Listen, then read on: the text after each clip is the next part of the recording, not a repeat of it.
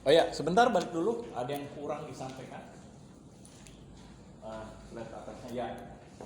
Nah, karena tadi sudah dikatakan leadership ini adalah kepemimpinan, berarti apa?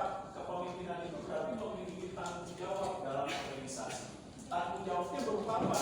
Yaitu dalam pencapaian tujuan bersama. Dia harus bisa mengarahkan follower atau para anggota organisasi. Kalau dalam perusahaan itu diibaratkan manajer dan karyawannya bersama-sama diarahkan ke dalam pencapaian tujuan bersama. Kalau dalam perusahaan, pencapaian tujuan bersama itu tertuang dalam visi dan misi. Nah, ibaratnya kalau dalam skop atau cakupan lebih luas kepemimpinan dalam negara, nah tujuan yang ingin dicapai yaitu apa? Yang tertuang dalam Undang-Undang Dasar 45, yaitu alinea keempat dalam pembukaan UUD. Nah, ini dia tujuan negara Indonesia didirikan. Nah, begitu juga dalam perusahaan. Perusahaan ada tujuannya, yaitu tujuan bersama. Oleh sebab itu, perlu pemimpin mengarahkan. Nah, bagaimana mengarahkannya? Ini dia. Bisa mempengaruhi. Mempengaruhinya dengan apa? Dengan power. Yaitu power ini apa sih? Dengan kekuasaan dan kewenangan yang dimiliki. Seperti dengan mengarahkan bisa dengan memberikan punishment, dengan memberikan reward, dengan cara menginspirasi, dan juga dengan cara servant leadership dan lain sebagainya. Nah, supaya bisa mengarahkan, berarti apa yang perlu dilakukan? Nah, pemimpin harus menjalankan berbagai nilai-nilai kepemimpinan. Nah, apa saja nilai kepemimpinan? Ini dia. Nah, dalam nilai kepemimpinan, leadership harus memiliki antara lain pertama adalah change, yaitu apa? Pemimpin harus bisa melakukan upaya perubahan, seperti memajukan organisasi, mencapai tujuan dan sasaran, lalu bagaimana meningkatkan nilai organisasi dan kemampuan organisasi dalam daya saing, serta peningkatan terhadap strategi. Dan mampu apa? Beradaptasi terhadap perubahan lingkungan.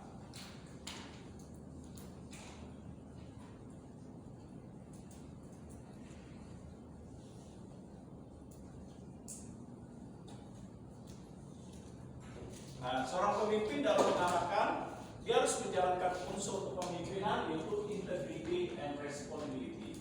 Yaitu apa maksudnya?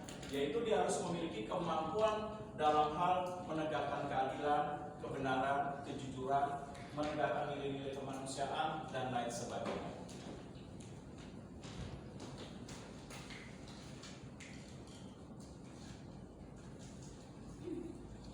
Nah, selanjutnya followership, yaitu apa? Seorang pemimpin juga harus memperhatikan pengikutnya, seperti manajer dan para pekerjanya, seperti diberikan perhatian berupa kesejahteraannya bagaimana, lingkungan kerjanya, iklim dari organisasi, bagaimana fasilitas dan sarana, serta hubungan yang baik antara rekan kerja dengan pimpinan ataupun dengan manajer. Nah, ini bicara mengenai followership.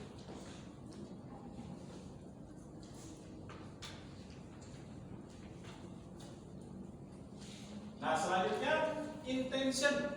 Intention ini bagaimana seorang pemimpin harus memberikan perhatian secara tepat terhadap nilai kepemimpinannya. Seperti dia harus memimpin organisasi, menjalankan nilai kepemimpinan dan memiliki drive untuk kepentingan bersama.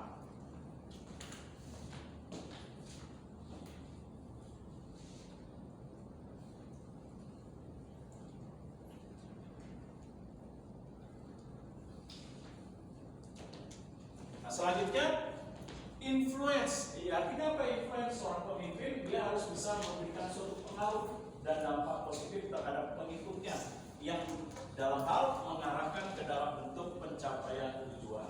Nah, influence ini seorang pemimpin harus bisa menggunakan nilai kekuasaan dan kewenangannya secara tepat guna dan tepat sasaran.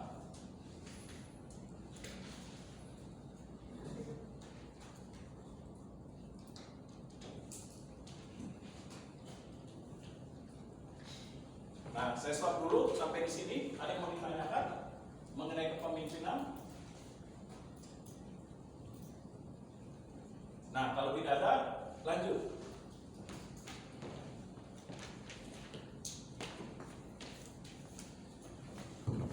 Oke, selanjutnya itu materi emosional, intelligence, and leadership.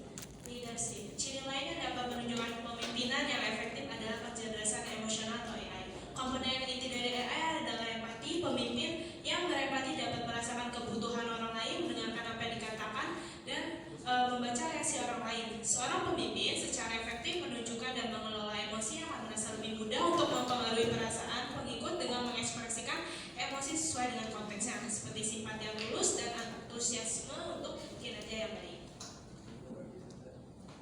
Selanjutnya ada behavioral theories.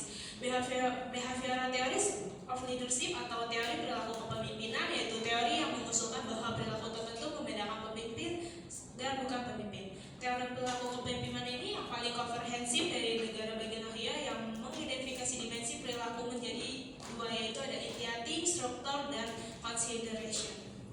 Sebentar, masih ada yang kurang? Balik lagi. Nah, selain itu, kalau kita bicara kepemimpinan dalam menjalankan nilai atau unsur kepemimpinan, perlu juga adanya upaya dalam menciptakan kepemimpinan yang efektif dengan didukung kemampuan dari kecerdasan emosi seorang pemimpin.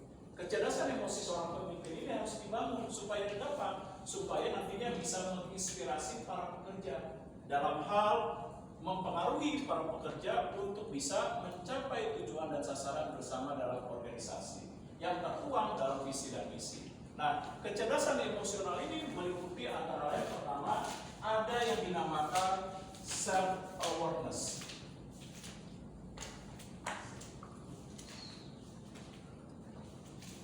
Nah, ada yang tahu self-awareness?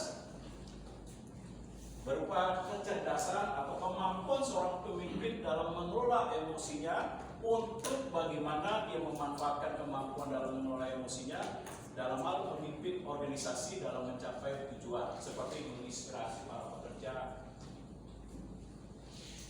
Nah, dalam hal kecerdasan emosi, dia harus memiliki self-awareness, meliputi pertama self-awareness. Nah, apa sih self-awareness? Kira-kira? Nah, dari Sultan dulu deh, apa self-awareness? Masuk nanya, bertanya, jeruk aja. Self-awareness apa? Self artinya apa sih? Diri. Awareness apa? Kepedulian. Nah, berarti apa? Diri. Oh, kepedulian terhadap ini apa? Bawaannya? Bukan. Nah, coba kalian, saya kasih waktu searching coba. Apa itu self-awareness? Kecerdasan emosi berupa self-awareness.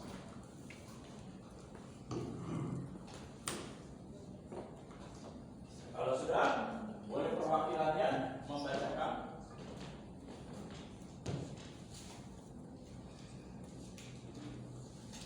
Kita apa? Udah, oke, kita silakan. Oh, merujuk pada kemampuan seorang untuk mengenali, memahami, dan merefleksikan perasaan, pikiran, serta tindakan mereka sendiri dalam sebuah. Oke, jadi kemampuan untuk mengenali akan dirinya secara baik, seperti keberadaan diri saya, kira-kira kekuatan emosi saya seperti apa yang bisa mempengaruhi. Apa sih karakter-karakter buruk yang saya miliki sehingga saya pada saat situasi dan kondisi tertentu saya tidak bisa mengendalikan diri saya. Nah, dia harus bisa mengenali self-awareness, yaitu tahu tentang keberadaan dirinya, siapa dirinya, bagaimana nilai emosinya, apa nilai positif dan sifat karakteristik yang bisa dimiliki secara kuat untuk mempengaruhi orang lain. Nah, apa kelemahan-kelemahannya? Kapan dia memiliki kelemahan dalam situasi-situasi yang tidak menyenangkan? Namanya manusia terkadang dalam situasi tertentu bisa aja lepas kontrol terhadap emosinya. Nah, dia harus tahu kapan hal itu terjadi. Sehingga dalam kecerdasan emosi, seorang pemimpin harus bisa mengelola dan mengontrol emosinya secara tepat. Nah, selanjutnya kecerdasan emosi berikutnya yang harus diketahui atau dimiliki seorang pemimpin adalah self management. Ada yang tahu self management? Ya, coba dicari self management. Ketemu udah.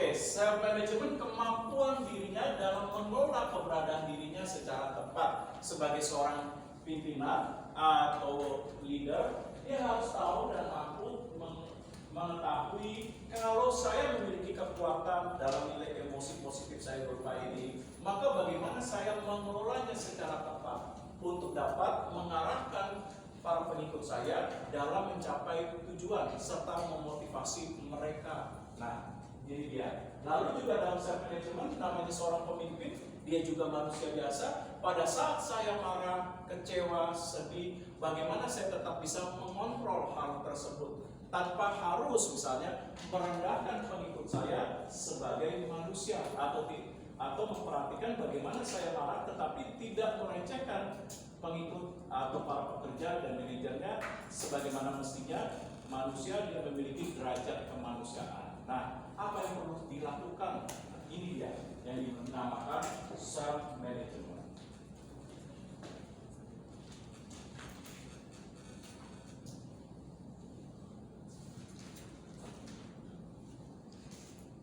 Lalu ada social awareness. Ada yang tahu social awareness?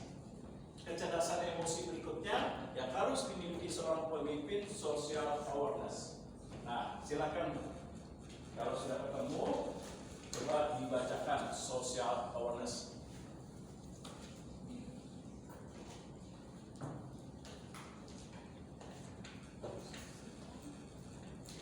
Social awareness. Kalau dalam bahasa Indonesia kepedulian sosial ya. Kemampuan seseorang untuk memahami dan merasakan emosi, kebutuhan dan perspektif orang lain, serta menyadari dinamika sosial dalam berbagai situasi ini berfokus pada hubungan dengan orang lain. Oke, betul. Jadi social awareness kemampuan yang dimiliki oleh seseorang atau pemimpin yang diberikan kepercayaan dalam kewenangan dan kekuasaan, bagaimana dia membangun kepedulian supaya interaksi, koordinasi, komunikasi dan penciptaan lingkungan kerja dan iklim organisasi menjadi baik. Seperti contoh, bagaimana pemimpin memperhatikan nilai respect, saling peduli, membangun kepedulian, toleransi, menghormati para manajer dan pekerja, membangun kekompakan dan lain sebagainya.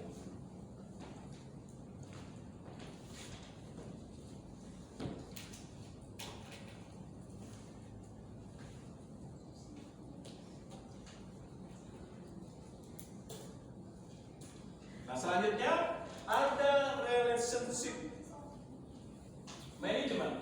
Nah, silakan coba cari apa itu kecerdasan emosi berupa relationship management.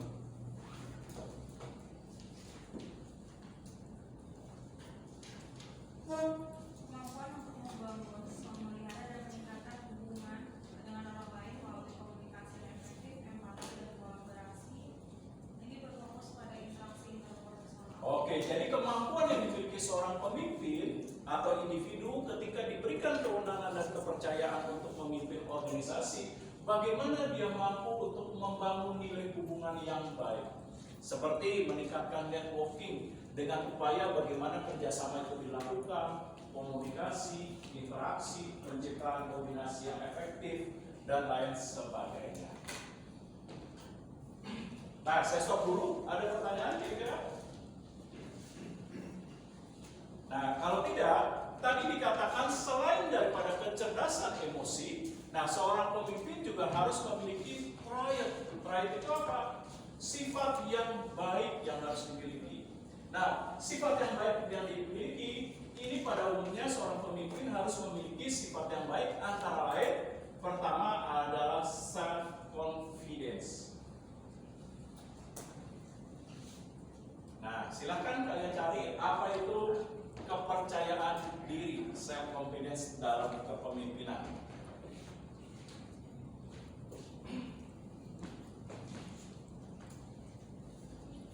Ada yang ketemu? Kalau ketemu tolong dibacakan.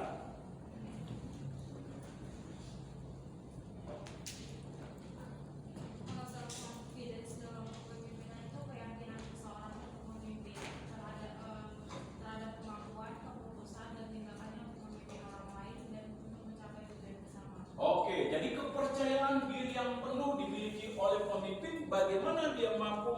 organisasi secara tepat dan mengoptimalkan dari nilai kepemimpinan tanpa dipengaruhi oleh hal-hal yang lain. Dia mempercayai akan keberadaan dirinya, kemampuannya, keterampilannya, dan lain sebagainya.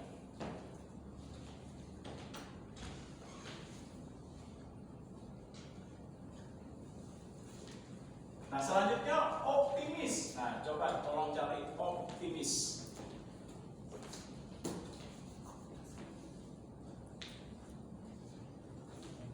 Soal sifat pemimpin berupa optimis.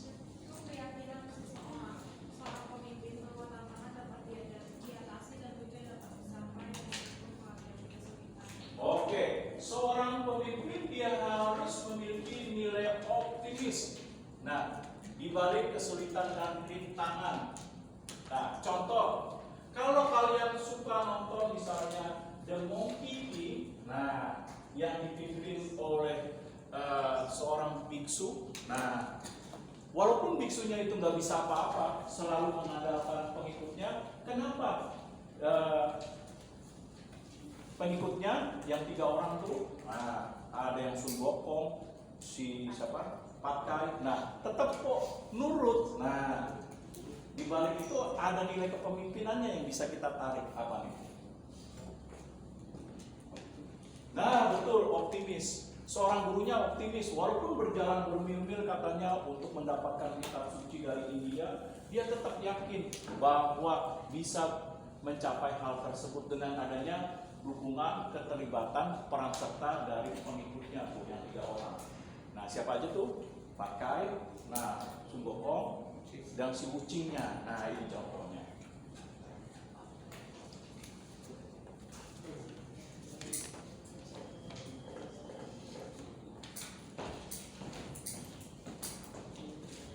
Nah, selanjutnya honesty. Ada yang tahu? Nah, coba cari apa itu honesty dalam sifat kepemimpinan.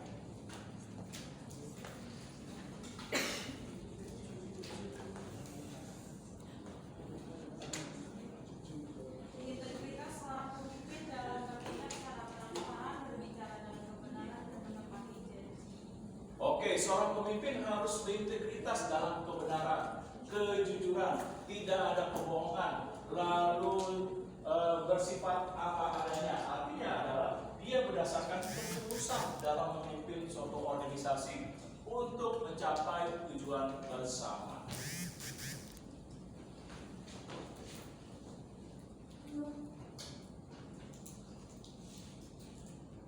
Nah, selanjutnya tolong cari mengenai integrity.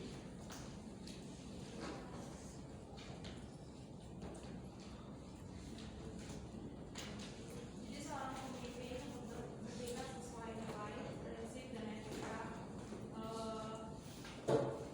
Jadi nggak hanya berbicara dalam apa yang benar, tapi juga konsisten terhadap tindakannya untuk mencerminkan nilai-nilai tersebut. Oke, seorang pemimpin harus menunjukkan nilai-nilai prinsip moral dalam memimpin organisasi, seperti dapat bertanggung jawab, menjunjung tinggi kebenaran, keadilan, lalu juga berdasarkan terhadap nilai-nilai kemanusiaan dan lain sebagainya.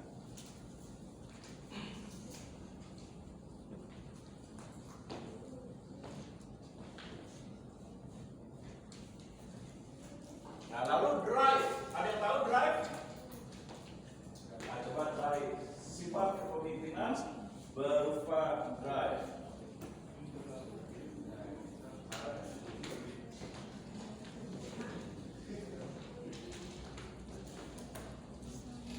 Gaya atau sifat kepemimpinan yang mengacu pada pendekatan yang fokus pada hasil pengambilan keputusan cepat dan tindakan yang tegas. Oke, jadi sifat karakteristik pemimpin dia mampu untuk memimpin organisasi, mengendalikan, mengontrol secara tegas dalam pencapaian tujuan dan pengambilan keputusan. Nah, berdasarkan sifat secara umum, nanti akan diuraikan lebih lanjut bahwa sifat daripada kepemimpinan itu yang harus dimiliki ini dia, antara lain.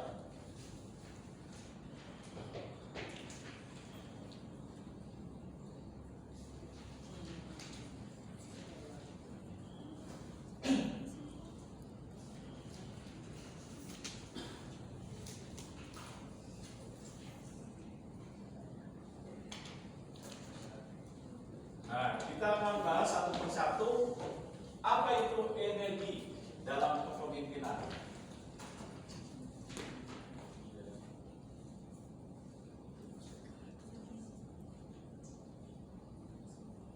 Ya, ada yang ketemu, tolong dibacakan. Kemampuan seseorang pemimpin untuk membawa semangat, motivasi, dan kreativitas ke dalam lingkungan kerja sehingga mampu mempengaruhi dan menggerakkan tim atau organisasi menuju mencapai tujuan bersama. Betul. Energi kekuatan dorongan yang dimiliki oleh pemimpin untuk dapat mempengaruhi orang lain seperti memotivasi, mengarahkan ke dalam bentuk pencapaian tujuan. Nah, selanjutnya passion. Nah, coba cari passion. Udah ketemu? Passion? Beda, kalau position.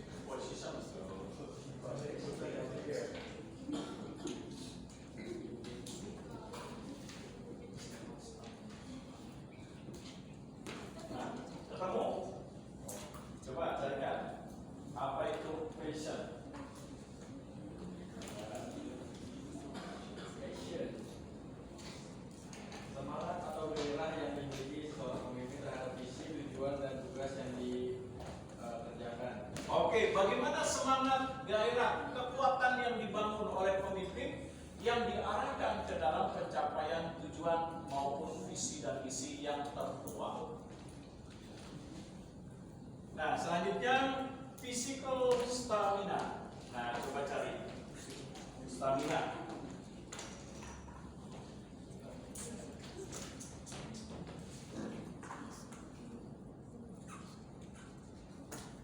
Kemampuan fisik seorang pemimpin untuk bertahan dalam tuntutan fisik dan mental yang datang dengan tanggung jawab kepemimpinan. Ya, oke lanjut. Stamina fisik ini memainkan peran penting dalam menjaga kesehatan, energi, dan daya tahan untuk tetap aktif dalam menjalankan peran sebagai pemimpin. Nah, selanjutnya physical stamina, betul, kekuatan fisik yang dimiliki oleh pemimpin yang digunakan untuk mengarahkan organisasi.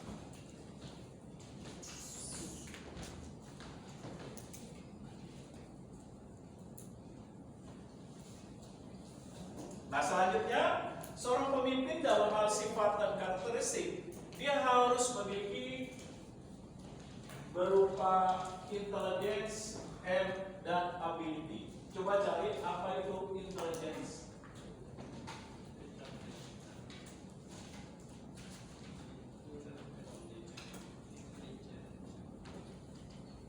Nah, udah ketemu? Silakan, tolong dibacakan.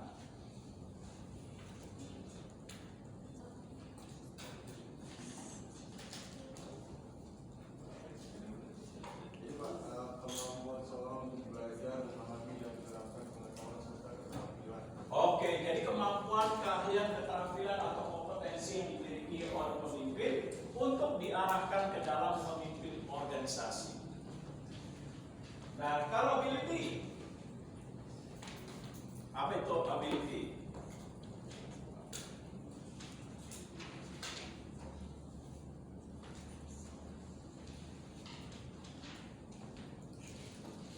Kemampuan atau potensi untuk menguasai suatu hal, Pak. Oke, kemampuan dan keahlian dalam penguasaan sesuatu bidang yang bisa digunakan pemimpin untuk bisa mengarahkan atau memimpin organisasi. Nah, selanjutnya knowledge. Ya iya, apa? Oh, tahu.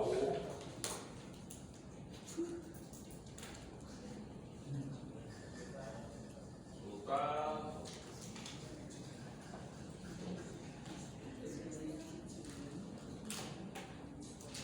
Nah ya, coba cari apa itu pengetahuan dalam konteks kepemimpinan ya. Itu informasi, fakta, keterampilan, atau pengalaman yang diperoleh seorang melalui belajar, pengalaman, dan pendidikan. Oke, jadi pengetahuan yang dimiliki oleh pemimpin yang bisa diperoleh dari pengalaman, latar belakang pendidikan sebagai upaya dalam proses untuk digunakan dalam memimpin organisasi.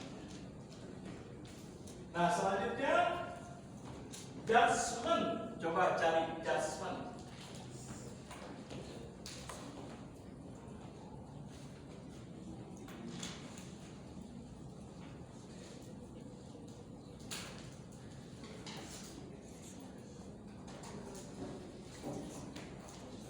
Ya, judgment. Ada yang perlu tolong dibacakan.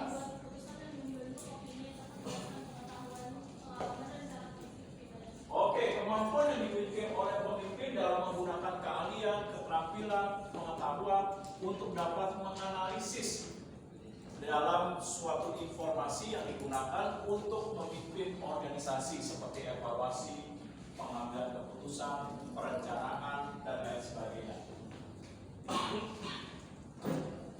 Nah, selanjutnya diksi fitness apa nih?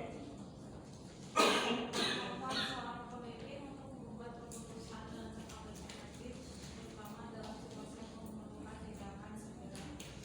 Oke, kemampuan pemimpin dalam pengambilan keputusan secara efektif dengan memadukan kecerdasan, keahlian, keterampilan, dan wawasan dalam informasi yang diperoleh untuk dipertimbangkan dalam pengambilan keputusan.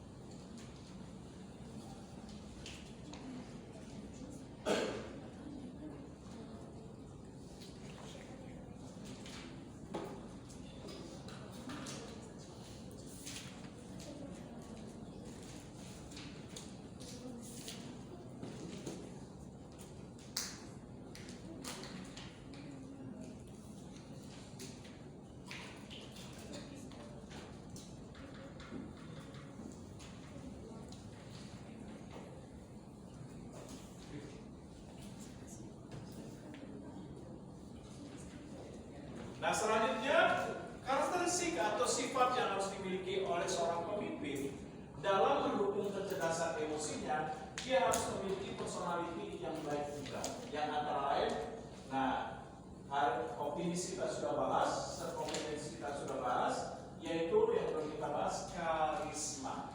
Nah, apa itu karisma? Nah, coba kalian cari karisma.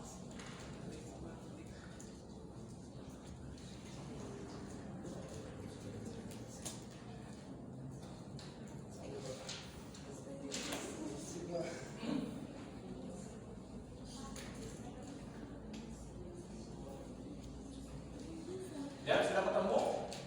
Kalau sudah, tolong dibacakan apa itu karisma. Karisma itu lebih ke arah kemampuan memimpin dalam menginspirasi kelompoknya, Pak. Ya, kemampuan pemimpin untuk bisa mengaspirasi dengan apa? Memiliki daya tarik yang dimiliki oleh seorang pemimpin. Seperti apa sih daya tariknya? Bisa kalau Bill Gates, Steve Jobs, daya tariknya dari pemikirannya yang kritis dan inovatif untuk mengembangkan produk-produk yang berbasis teknologi informasi. Ada yang pemikirannya karisma dibangun dari kemampuan pemikiran dan kemampuan komunikasi. Seperti contohnya presiden pertama kita, Bung Karno atau Soekarno. Nah, lalu juga pemimpin karismatik itu juga dengan kemampuan untuk mempengaruhi orang lain dengan komunikasi yang dibangun, supaya orang lain berani untuk bertindak dalam mendobrak prinsip-prinsip yang salah. Seperti contohnya Nelson Mandela, dia memiliki kepemimpinan karismatik berupa upaya mempengaruhi orang-orang berkulit hitam agar mau bersama-sama menolak dan mendobrak politik apartheid. Nah, ini dia contohnya.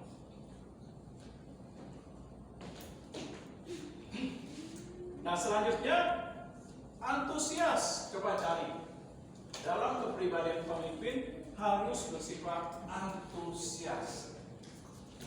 Jadi sifat pemimpin yang munculnya dari positif ataupun kehilangan mereka dalam menjalankan mereka.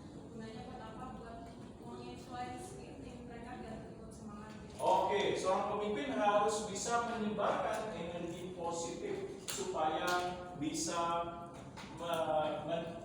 menghadirkan nilai antusias, semangat, kegairahan, walaupun berbagai kendala atau rintangan dihadapi. Nah, selanjutnya Desire to learn, coba cari desire to learn. Nah, apa tuh desire to learn?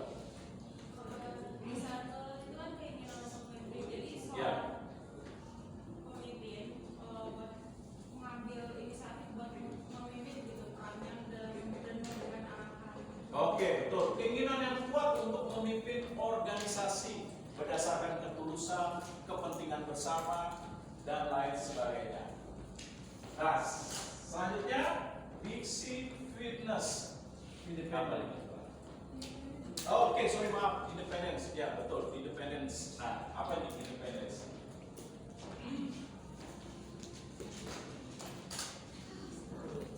Jadi kemandirian dalam seorang pemimpin, di mana dia tuh dalam berpikir atau bertindak itu secara mandiri tanpa harus bergantung dengan orang lain. Oke, memiliki kemandirian yang tinggi untuk memimpin organisasi berdasarkan dari kepercayaan diri yang dibangun tanpa dipengaruhi setiap keputusan yang diambil tanpa dipengaruhi oleh orang lain.